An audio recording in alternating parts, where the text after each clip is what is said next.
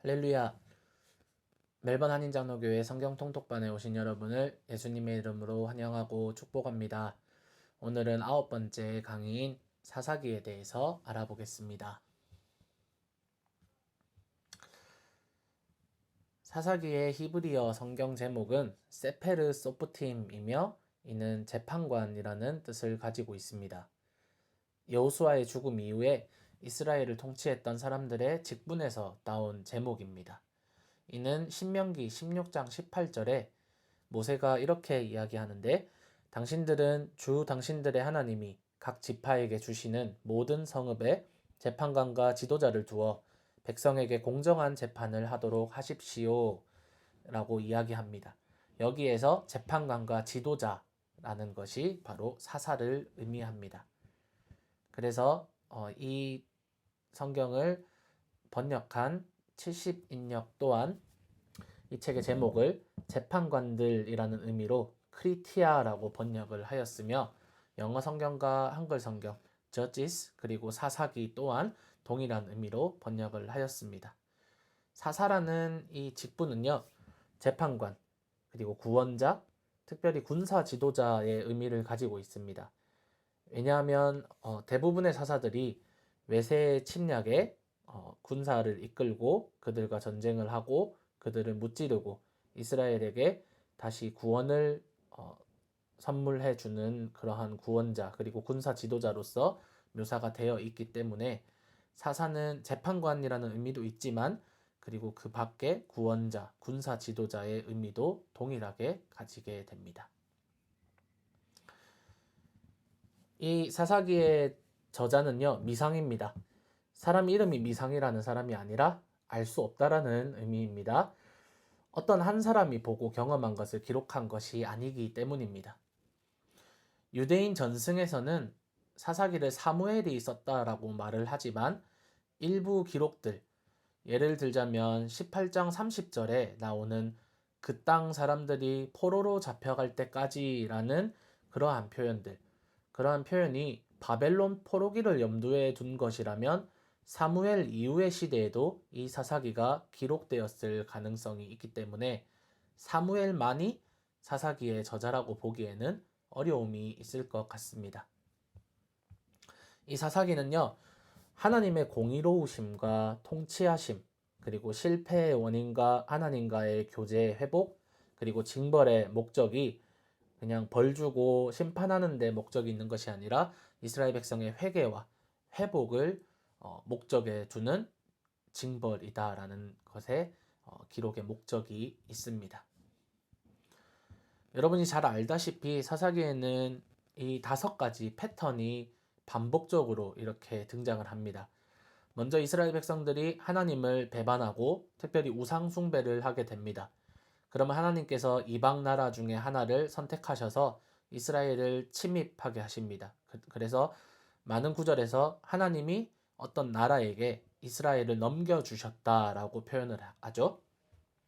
그래서 그 이방 나라들이 이스라엘을 압제합니다. 막 곡식을 뺏어가고 사람들을 죽이고 이렇게 백성들을 어렵게 만드니 백성들이 부르짖습니다. 그때에 하나님께서 사사를 보내셔서 백성들을 구원하십니다. 그리고 그 땅에 다시 한번 평화가 찾아옵니다. 이렇게 마무리되면 좋겠지만 다시 시간이 지나면 다시 하나님을 배반하고 우상 숭배하는 이렇게 사이클이 돌아갑니다. 이 사이클이 계속해서 반복되어집니다. 그런데 사사기를 읽다 보면 조금 의아한 점이 있습니다. 왜 이들은 이렇게 빨리 하나님을 배반하게 되었냐는 것이죠. 먼저는 이스라엘 백성들이 하나님 명령에 100% 순종하지 않았습니다. 이 구절을 보시면요, 사사기 1장 28절에 그런데 이스라엘 백성은 강성해진 다음에도 가나안 사람을 모조리 몰아내지 않고 그들을 부역군으로 삼았다라고 기록을 합니다. 이들은 가나안 민족을 모두 몰아낸 것이 아니라 적당히 타협하며 그들을 다스리는 데 만족했습니다. 먼저는 여호수아 때 기브온 민족과 화친을 맺은 것을 기억하시죠? 그것이 시작이라고 할 수 있을 것 같습니다. 물론 기브온 민족이 거짓으로 이스라엘에게 접근해서 화친을 맺었지만 그들이 그들도 멸망당하고 정복돼야 될 대상이었지만 기브온 민족이 화친을 맺고 이스라엘의 종이 됩니다. 그 이후에 정복 전쟁을 거치면서 다른 민족들과 전쟁을 하게 되는데 이들은 그들을 모조리 죽이거나 몰아내는 것이 아니라 종으로 삼게 됩니다. 그리고 그 이후에 이제 여호수아의 세대가 다 죽고 난 후에 다음 세대는 하나님과 하나님의 일하심을 알지 못한 것입니다. 바로 신앙교육에 실패한 것이죠. 사사기 2장 10절에 그리고 그 세대 사람들도 모두 죽어 조상들에게로 돌아갔다. 그들이 죽은 뒤에 새로운 세대가 일어났는데 그들은 주님을 알지 못하고 주님께서 이스라엘을 돌보신 일도 알지 못하였다라고 기록을 합니다. 이렇게 하나님을 잊어버린 이스라엘 민족들은요, 빠르게 가나안화 되어 갑니다. 가나안을 이스라엘화 시켜 나가는 것이 아니라 그들의 문화와 그들의 풍습, 그리고 그들이 섬기던 신을 가져와서 섬기게 됩니다. 사사기 2장 13절에 그들은 이렇게 주님을 저버리고 바알과 아스다롯을 섬겼다라고 기록합니다. 그래서 하나님께서는 이방 나라를 사용하셔서 이스라엘을 쳐서 심판하시는 모습들을 계속해서 반복적으로 우리가 발견할 수 있습니다. 그렇다면 또 여기에서 또 다른 질문을 던질 수 있어요. 기록을 보면 하나님께서 이스라엘을 다른 민족의 손에 넘겨주었다라는 표현이 자주 등장합니다. 이스라엘이 국가적으로 아말렉이나 모압이나 블레셋 같이 이렇게 사사기에 등장하는 나라들과 전쟁을 해서 졌다는 기록이 없고 그냥 이 나라가 넘어갑니다. 전쟁을 했다라는 기록이 없어요. 왜 그럴까요? 여기에서 이제 사사기의 기록 연대를 한번 살펴볼 필요가 있어요. 기록 연대를 한번 살펴보시면 이제 사사기 1장 19절을 보시면 철병거라는 단어가 나옵니다. 이 단어를 놓고 기록 연대를 추정해 보면 후기 청동기에서 철기 시대 초기라고 우리가 추정할 수 있어요. 그래서 청동기에서 철기로 넘어가는 시점이라는 것이죠. 그런데 이 청동기에서 철기로 넘어가는 시점은 정말 중요합니다. 기본적으로 역사에서 인간이 어떤 도구를 사용하느냐는 그 부족이나 혹은 그 나라의 국방력과 경제력을 의미하기 때문입니다. 특별히 청동에서 철로 넘어갈 때에 인간의 전투력과 생산력은 기하급수적으로 늘어나게 됩니다. 그래서 누가 조금 더 빨리 철기 문명을 확보했느냐에 따라서 이 가나안 지역의 패권을 가져오는 그러한 중요한 시대에 지금 이 사사기는 속해 있다라는 것이죠. 유감스럽게 이스라엘은 철기를 다른 나라들보다 빨리 확보하지 못했습니다. 사사기에 대표적으로 나오는 나라가 블레셋입니다. 서쪽 해안가에 자리 잡고 있었던 블레셋은요, 철기 문명을 빨리 획득했습니다. 그래서 이스라엘은 블레셋에게 주기적으로 고통을 당하는 것입니다. 그리고 또한 이스라엘의 행정을 조금 살펴볼 필요가 있는데 이스라엘의 행정 제도는 아주 느슨하고 루즈한 지파 연맹 국가였습니다. 무언가 강력한 결속력이 없었다라는 것이죠. 이들은 이것을 두고 왕이 없었기 때문이라고 막 핑계를 대고 언급을 합니다마는 이러한 느슨하고 루즈한 지파 연맹은 자치적이라는 의미에서 장점을 가지기도 했지만 동시에 외적이 침입을 했을 때 그 침입에 효과적으로 대응할 수 있는 어떤 정치적, 행정적 조직도 없었고 어떤 카리스마를 가지고 있는 모세나 여호수아와 같은 한 사람의 그러한 강력한 지도자도 없었고요. 그리고 이스라엘 국가 전체를 지키고 있는 상비군 군사 조직, 그러니까 군대 조직이 없었기 때문에 전쟁이 나면 예비군을 소집해서 전쟁을 해야 하는 그러한 상황이었습니다. 그래서 국방에 있어서 많은 허점이 있었고 전쟁에 아주 쉽게 패할 수밖에 없었던 것 같습니다. 이 책에서 이제 또한 발견할 수 있는 핵심 포인트는요. 이스라엘의 진정한 왕은 하나님이라는 점입니다. 이들이 여기 사사기에서 지속적으로 등장하는 표현들이 이스라엘의 왕이 없어서 자기의 소견에 옳은 대로 행하였다라고 이야기를 하는데 사실 왕이 있죠. 그 왕은 하나님이십니다. 하나님을 왕으로 모시는 왕정 국가가 바로 이스라엘 나라인데 이들은 주변의 다른 나라들처럼 인간 왕이 필요함을 계속해서 어필을 하고 있는 것이죠. 하지만 이스라엘의 진정한 왕은 하나님이십니다. 그런 하나님만을 섬기며 따라야 함이 마땅합니다. 그리고 사람이 자기의 소견에 옳은 대로 행동하는 것은 바로 죄의 길로 가는 것입니다. 아담이 선악과를 먹고 나서 가장 먼저 했던 일은 판단하는 것. 자기의 소견에서 지금 이 상황, 이 선악과를 따먹은 이 상황에서 누가 잘못을 했느냐? 나는 잘못이었고 하와가 잘못을 했고 하와를 주신 하나님이 잘못했다라고 이야기를 하죠. 그래서 사람이 결국 자기의 소견에 옳은 대로 행동하는 것은 자기 중심적인 이기적인 판단밖에 할 수 없는 것입니다. 그래서 죄의 길로 갈 수밖에 없는 것입니다. 하지만 하나님은 이러한 죄인인 우리를 그리고 자기 백성들을 사랑하시며 이들이 부르짖을 때에 특별히 이들이 회개할 때에 하나님은 그들을 구원하는 하나님이십니다. 그리고 또한 여기 사사기에서 살펴볼 수 있는 핵심 포인트 중에 또한 중요한 것은 이스라엘의 전 사회적인 타락의 모습입니다. 이 부분 좀 이따가 다시 한번 살펴보겠습니다. 사사기에서도 동일하게 우리가 그리스도를 찾아볼 수 있습니다. 먼저는 구원자들로 묘사되는 사사들에서 예수님의 모습을 우리가 발견할 수 있습니다. 고난과 억압 속에 어려움에 처한 이스라엘 백성을 구하는 사사들의 모습을 통해서 우리는 죄에서 억압받는 인간을 구원하시는 구원자 예수 그리스도의 모습을 발견할 수 있습니다. 또한 기드온이 세웠던 여호와 샬롬 제단을 들 수 있을 것 같아요. 6장 18절에 보면 기드온이 하나님께 감히 하나님의 존재를 증명하는 것을 요구합니다. 이때 여호와의 사자가 나타나서 그 기드온이 바쳤던 모든 재물을 불로 태워버립니다. 그러니까 이제 기드온이 여호와의 사자를 대면하여 죽게 되었다고 이제 슬퍼합니다. 왜냐하면 하나님을 봤으니까 인간인 자신으로서는 죽게 되는 것이 마땅하죠. 그렇게 슬퍼하니까 하나님은 안심하라, 죽지 않을 것이다 라고 말씀하십니다.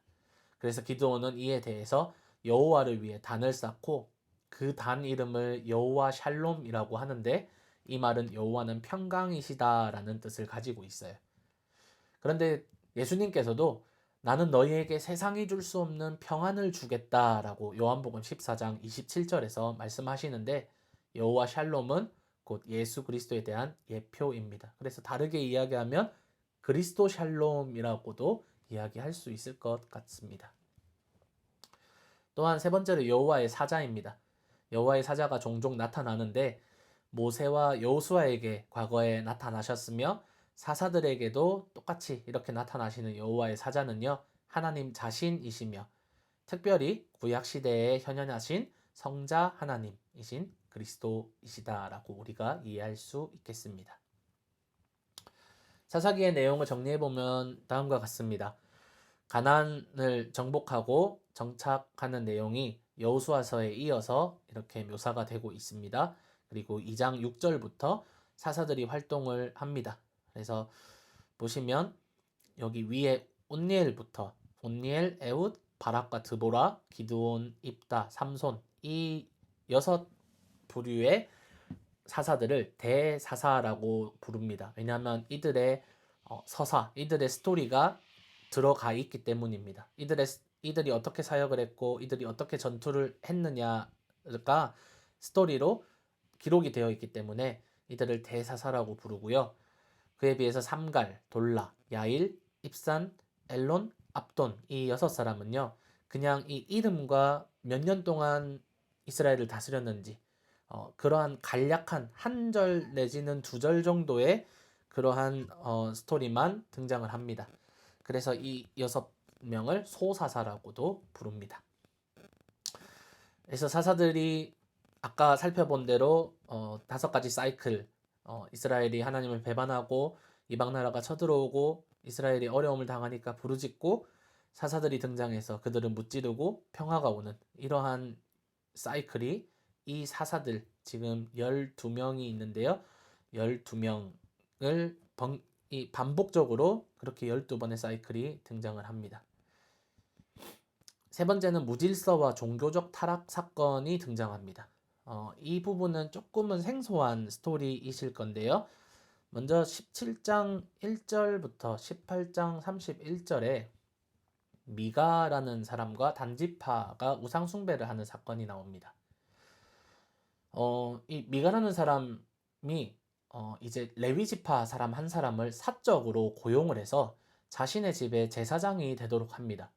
그리고 미가 자신의 집에 개인 신당과 에봇, 제사장이 입는 에봇과 그리고 드라빔 신상도 멋지게 장만해 놓습니다. 우연히 정찰을 위해서 미가 집에 유숙했던 단지파의 5사람들이 있었어요. 이 시대의 단지파는 아직 땅을 정복하지 못해서 전쟁을 치르고 있는 상황이었습니다. 그래서 이 5사람이 미가의 집에 보니까 미가의 에봇과 그리고 신상과 그리고 제사장까지 있으니까 그것을 유심히 보고 다시 돌아갑니다. 그래서 단지파가 전쟁을 치르려고 라이스라는 이 땅, 이제 이 라이스라는 땅이 정복된 후에 단지파가 자신들의 조상인 단이라는 사람의 이름을 따서 단이라고 도시 이름을 바꿉니다. 그래서 나중에 국가가 나뉘어졌을 때 북이스라엘의 여로보암이 우상 숭배를 위해서 베델과 단, 그래서 남쪽 경계선과 북쪽 경계선 이렇게 신상과 그리고 제단을 쌓았다라고 이야기합니다. 거기서 등장하는 도시가 바로 단인데요. 그래서 이 라이스라는 도시로 올라갈 때 이 단지파 사람들이 다시 미가의 집에 가게 됩니다. 그래서 그 미가의 집에 있는 에봇과 신상과 그리고 레이지파 사람에게 어떻게 이야기하냐면 한 집안의 제사장이 낫겠냐 아니면 한 지파의 제사장이 낫겠냐, 한 지파의 제사장이 더 크고 더 낫지 않겠냐라고 스카웃해서 데리고 갑니다. 이 이야기에서 사실 제사장은 레위 지파라고 해서 마음대로 할 수 있는 것이 아니라 아론 집안의 혈통으로 계승되는 것이죠. 그리고 또한 레위 지파가 이렇게 자신의 살 길을 찾아서 사적으로 어떤 사람이 월급을 준다고 그 집에 들어가서 개인 신당을 만들어서 거기에서 제사장 노릇을 하는 것 또한 금지된 일이죠. 그런데 이렇게 율법에서 용납하지 않고 허락하지 않는 일들이 일어나는 것, 이것은 바로 율법과 종교 지도자들이 지금 무너져 내려가고 있다라는 것을 암시하고 있습니다. 그리고 19장에 이제 더 끔찍한 사건이 나옵니다. 이제 19장과 이제 20장, 21장은 연결되는 사건인데 먼저 19장에서 레위인의 첩 사건이 등장합니다. 어떤 레위 사람이 자신의 첩을 데리고 자신의 집으로 돌아가는 여행을 가다가 베냐민 지파의 영토에서 유숙하게 됩니다. 그런데 이 마을에서 이 레위 사람은 앞에 나왔던 미가의 레위 사람과 다른 사람입니다. 그래서 이 레위 사람과의 성관계를 요구하는 사람들이 다가옵니다. 네, 동성 간의 성관계입니다. 남자인 레위 사람과 성관계를 하겠다. 그러니까 그 사람을 내어달라고 집주인에게 말합니다. 여기에서 소돔과 고모라 이야기가 떠오릅니다. 이렇게 성적으로 타락해 버렸습니다. 그런데 그는 자신이 아니라 자신의 첩을 줘버리고 그래서 밤새도록 첩이 능욕을 당한 끝에 죽자 이들에게 복수를 해야 된다면서 이스라엘 모든 민족에게 첩의 시체를 12토막을 내서 따로따로 보냅니다. 그래서 이에 분노한 다른 지파들이 베냐민 지파와 전쟁을 치르고 결국 600명의 남자만 남고 베냐민 지파의 모든 사람들이 전멸하게 됩니다. 이제 더 기가 막힌 거는 이 전쟁 이후로 다른 지파들이 우리는 절대 베냐민 지파에게 딸들을 주지 않겠다라고 맹세를 하는 겁니다. 그러니까 이제 베냐민 지파는 결혼도 못하니까 이제 이스라엘 지파 중에 한 지파가 완전히 망하게 됐다라고 이야기를 하는 것이죠. 그래서 이 맹세한 것을 뒤늦게 후회합니다. 그런데 이 맹세는 지켜야 합니다. 왜냐하면 총회에서 하나님의 이름으로 맹세를 해버렸기 때문입니다. 그런데 살아남은 베냐민 이 600명의 남자에게 결혼시킬 여자는 구해야 하는데 맹세는 지켜야 하고 이 난감한 상황 속에서 어떤 사람이 아주 회개망측한 그러한 대책을 내어놓는데 그들이 이 대책을 채택을 해서 실행합니다. 어떻게 하냐면 베냐민 지파의 싸움에서 병력을 보내지 않은 족속이 누군가 체크를 하다가 딱 걸린 게 길르앗 야베스 지역이었습니다. 여기에서 한 명도 그 군사를 보내지 않았다라고 해요. 그래서 이 또 남은 지파들이 길르앗 야베스로 쳐들어갑니다. 그래서 처녀 400명을 확보를 합니다. 그런데 베냐민 지파에는 600명의 남자가 있어요. 그러니까 200명을 어떻게 또 찾을까라고 고민을 하다가 결론은 납치를 하는 겁니다. 그래서 남은 200명의 베냐민 남자들에게 해마다 실로라는 도시에서 하나님의 축제가 열립니다. 그때에 처녀들이 나와서 춤을 추는데 포도밭에 그 200명의 남자들이 숨어 있다가 한 명씩 납치해서 가져가라 라고 이런 말도 안 되는 대책을 세워서 실행을 하게 됩니다. 이렇게 해서 베냐민 지파의 대가 끊기지 않았습니다. 그러면서 이제 사사기의 마무리 멘트가 사사기를 이렇게 정리합니다. 그때에는 이스라엘에 왕이 없었으므로 사람들은 저마다 자기의 뜻에 맞는 대로 하였다. 사사기는 이렇게 마무리가 됩니다. 사람들은 저마다 자기의 뜻에 맞는 대로 하였다. 하지만 이스라엘에 왕이 없었던 것이 아니라 왕이 있었습니다. 그것은 하나님, 왕 대신 하나님이 바로 이스라엘의 왕이었습니다. 하지만 이들은 그 사실을 모른 채 그대로 살아가게 되고요. 그리고 이제 사무엘 시대에 사울이 이제 하나님께서 허락하신 왕으로 첫 번째 이스라엘의 왕으로 임명을 받게 됩니다. 사랑하는 여러분, 오늘 사사기를 살펴보았는데요. 사사기에는 이렇게 반복되는 사이클이 등장합니다. 누군가 이렇게 이야기를 해요. 인간의 욕심은 끝이 없고 같은 실수를 반복한다라고 이야기를 합니다. 이 사사기에 나오는 이스라엘 백성들의 모습도 그러하고요. 사사기뿐만 아니라 모든 이 성경에 나오는 사람들의 모습들이 그러하고요. 그리고 지금 이 시대를 살아가는 우리의 모습 또한 우리는 욕심이 끝이 없고 같은 실수를 반복하는 연약한 모습을 보입니다. 하지만 하나님은 이런 연약한 죄인인 인간인 우리를 위해서 독생자 예수 그리스도를 보내주셨고요. 우리를 구원하시기 위해 하나님의 끝없는 사랑을 보여주시고 지금도 그 사랑을 보여주고 계십니다. 이 사사기를 통해서 연약한 인간의 모습을 다시 한번 깨달으시고요. 그리고 끝없는 하나님의 사랑을 그리고 우리를 위해서 십자가에 달려 죽으시고 부활하신 예수 그리스도를 다시 한번 떠올려 보시는 여러분 되시기를 바랍니다. 오늘 이 강의가 사사기를 읽으시는데 그리고 이해하시는데 도움이 되기를 바랍니다. 통독에 더욱더 힘써 주시고 화이팅 하십시오. 감사합니다.